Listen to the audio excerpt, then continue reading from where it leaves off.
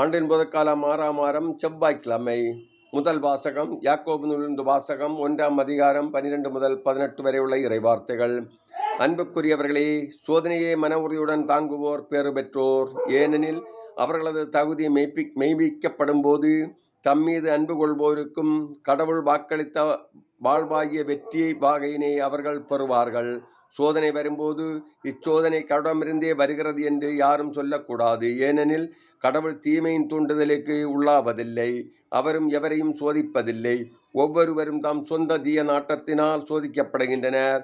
அது அவர்களை கவர்ந்து மயக்கி தன்மயப்படுத்துகிறது. பின்னர் தீய நாட்டம் கருக்கொண்டு பாவத்தை பெற்றெடுக்கிறது.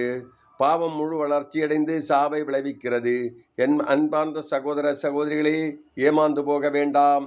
நல்ல கொடைகள் அனைத்தும் நிறைவான வரம் எல்லாம் ஒளியின் பிறப்பிடமான விண்ணகத்தந்தையிடமிருந்தே வருகின்றன. அவரிடம் எவ்வகையான மாற்றமும் இல்லை. அவர் மாறிக்கொண்டிருக்கும் நிழல் அல்ல.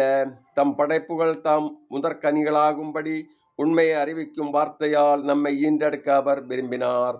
இது ஆண்டவர் வழங்கும் அருள்வாக்கு. இறைவா, உமக்கு நன்றி.